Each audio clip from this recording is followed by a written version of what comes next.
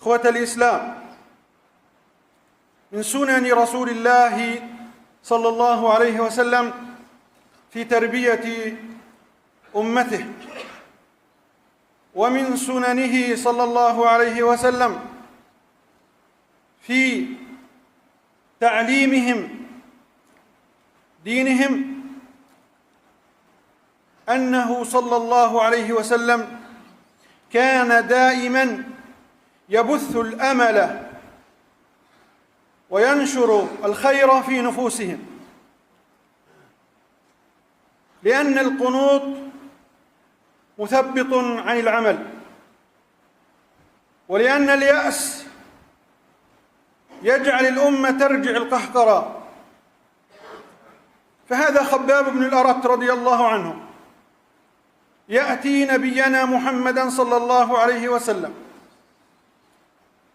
وقد ذاق من العذاب ألوانه، يأتيه فيقول له: يا رسول الله، ادعو الله لنا، استنصر لنا. فيقول الرسول صلى الله عليه وسلم: كان الرجل ممن كان قبلكم يؤخذ فيحفر له في الأرض، فيؤتى بالمنشار فيجعل نصفين ويمشط بأمشاط الحديد ما يصده ذلك عن دينه،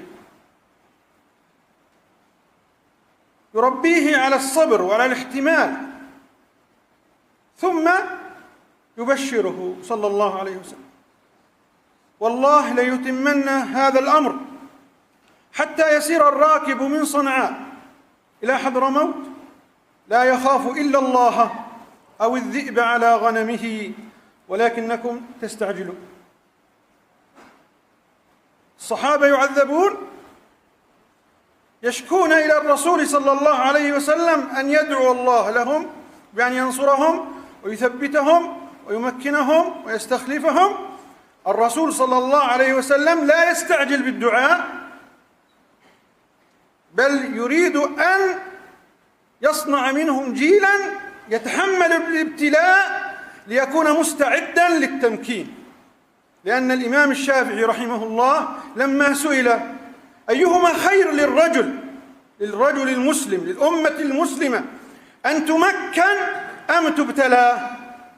فقال الإمام الشافعي رحمه الله: لا تمكن حتى تبتلى.